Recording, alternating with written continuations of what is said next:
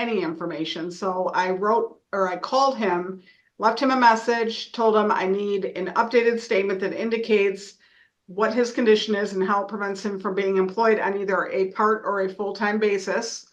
I never received that. He was back before the court in October, at which time the referee again requested medical documentation. The form was sent to him. He called, said he misplaced the form. I sent the form again, and to date, he never sent it back. So I'm at the point now where he needs to find work and pay his child support. He hasn't. To Mr. Sackrider in preparation for this hearing. Yes, Your Honor. Okay, and Mr. Sackrider, are you ready to proceed? Yes. Okay. Ms. Petrulio, Mr. Holly, I'll have you raise your right hands. We'll have you sworn in, and then we'll proceed. Do you solemnly swear or affirm the testimony you are about to give shall be the whole truth and nothing but the truth? I do. Yes. Okay. Ms. Petrulio, you can proceed.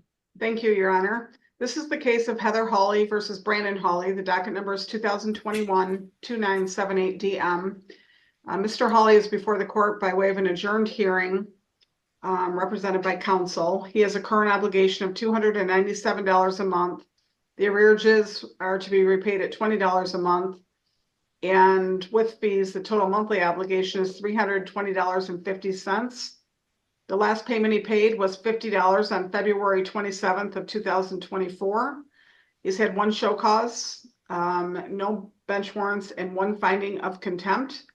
In the last 2 months, he should have paid a total of $741. He's paid $200. His shortfall is $541. The total arrearage on the case is $4,068.50. I'm not sure if Mr. Hawley is going to bring up the whole medical situation, but I can tell you back in June of 2023, he sent in a letter that showed he was seen by a physician on April 6th of 2023, almost a year ago. But the statement didn't indicate when he could return to work or what the condition was. It didn't really give any information. So I called him, left him a message, told him I need an updated statement that indicates what his condition is and how it prevents him from being employed on either a part or a full-time basis. I never received that. He was back before the court in October, at which time the referee again requested medical documentation. The form was sent to him. He called, said he misplaced the form. I sent the form again, and to date, he never sent it back. So I'm at the point now where he needs to find work and pay his child support. He hasn't provided anything that indicates he cannot work. Okay. Sackrider, do you dispute or contest any of the statements made by Ms. Petrulio? Yes, Your Honor. I believe she testified that 2 months compliance would be $741. If my math is correct, I think it should be $641. Okay. Well, we'll note the correction then, Mr. Sackrider. All right, thank you. Any questions for Ms. Petrulio? Yes, you testified that he made a $50 payment on February 27th. When was any prior payment before that date? I can tell you that. Hold on.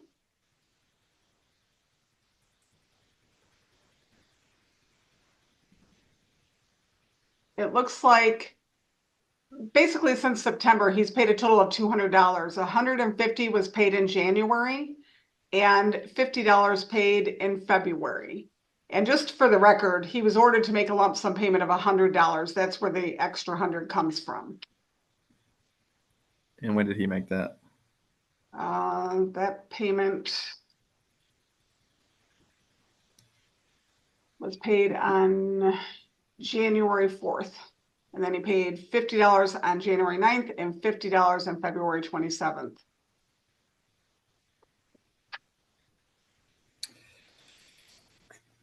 All right, thank you. No further questions. Okay. Any proofs, Mr. Sackrider? Yeah, I'd call Mr. Hawley. Okay. All right, Mr. Hawley, you heard the testimony of Ms. Petrulio. Was there anything that you disagreed with? I mean, the only thing I can't physically work if I can't get out and about on certain days because I'm in pain. I have migraines daily. I mean, I could get all the records from 2013 until now for all the medical problems I've had. All right. What is your current diagnosis? I got scoliosis. Um, I had carpal tunnel surgery. They're still thinking there's something else going on with my wrist and hands because they still hurt. I've had no surgeries. All right. And is your diagnosis preventing you from working? Well, yeah, I mean, they put me on a weight restriction of 5 pounds back in 2013. Okay. I mean, Miss I Petru- can't physically grip anything real tight and lift anything heavy because it hurts. Okay. Miss Petrulio testified that she sent you a form that you failed to provide any medical documentation to her. Do you agree or disagree with that testimony? No, she did send a paper. I gave it to my doctor, or I sent it to my doctor, and I never got it back. Okay. Are you willing to provide that medical documentation to Miss Petrulio? I'll go get records of everything. Okay. All right. Are you willing to file for Social Security disability? Yes. All right. Have you ever done so? I did back when me and my ex-wife were married, probably 2017 or so, somewhere around there. Okay. What was the Maybe result of before that? that. I got denied. Okay. All right. How many children do you have with Miss Heather Howley? 3. 3 children? Yes. All right. Were you aware of your support obligation? Yes. Okay. What is your custody arrangement with Miss Howley? Well, and when my divorce was finalized, it was 50-50 custody, no child support either way. And it the 50-50 didn't go in effect until I established my own place of residence. Okay. And have you done that? No, I'm still sleeping on my uncle's couch. Okay. Um, how have you supported yourself, let's say in the past year? I mean, my uncle helps me with certain things. My mom's the one that's been making a little bit of payments for my child support to help me out. All right. So your mom made those payments in January and February of this year that Miss Petrulio testified to. Yes, Okay. Um, all right. So you have no source of income. Is that correct? correct. Do you have any expenses? No, my phone's on my mom's account. All right. Do you have a vehicle? Yeah, How do you pay for that? I don't. My mom pays my insurance and everything. Okay. Um, when was the last time that you were employed? 2017 or somewhere in that area. All right. What is the plan moving forward to take care of this child support obligation? Well, I'm gonna get all the documentations and go back down to Social Security office and try to get on disability again. Okay.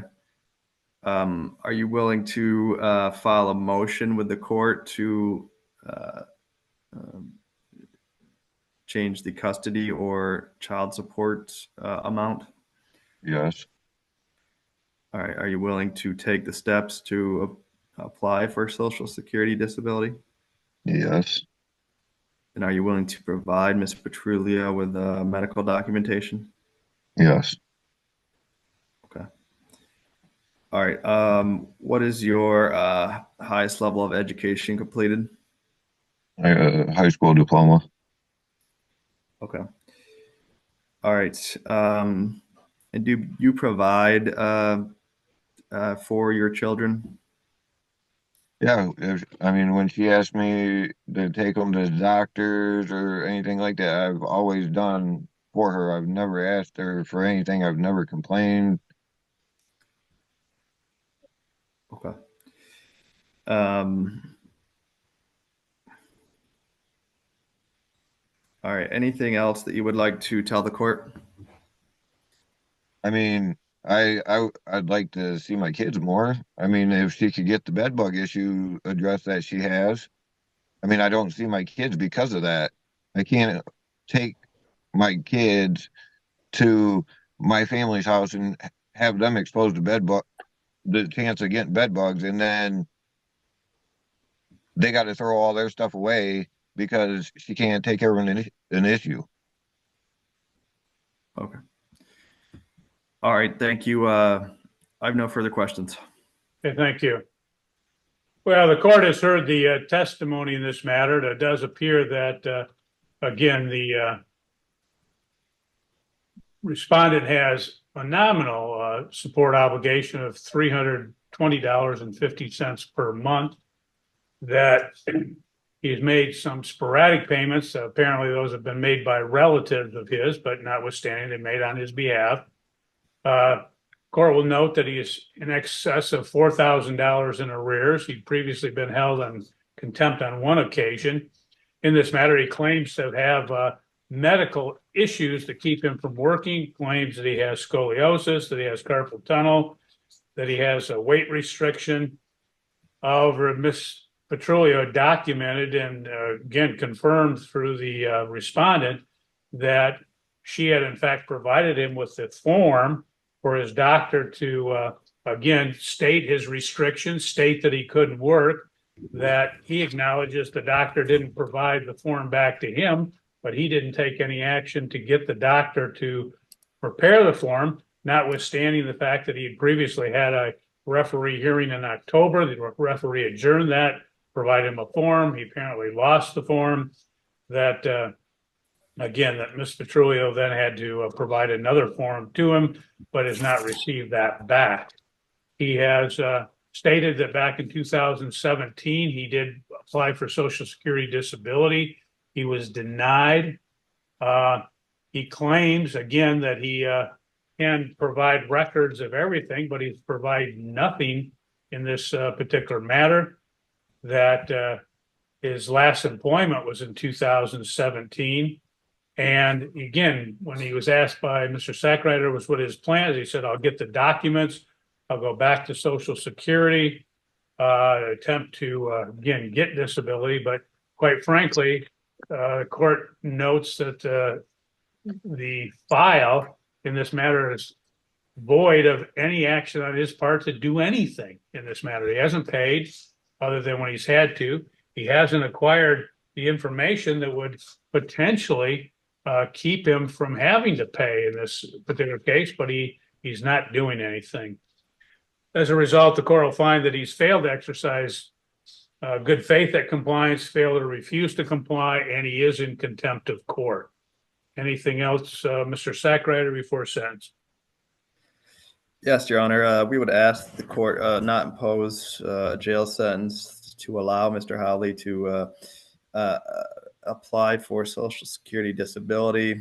If the court is so inclined, we would ask the court to set a purge amount in the amount of $150, Your Honor. Thank you. Okay. Well, what the court's going to do in this matter, again, the court is not going to delay this matter, so he can apply. He's had opportunity to apply. He knows he can apply and comply by getting medical documentation in. And the court doesn't believe that, again, adjourning the matter or setting over for any length of time will, again, result in any compliance. So what the court's going to do, Ms. Petrulio, on the first finding of contempt, you know, what was there jail time imposed? No, Okay. What the court is going to do, Mr. Hawley, the court is going to order that you serve 14 days in the Calhoun County Jail with credit for no time served.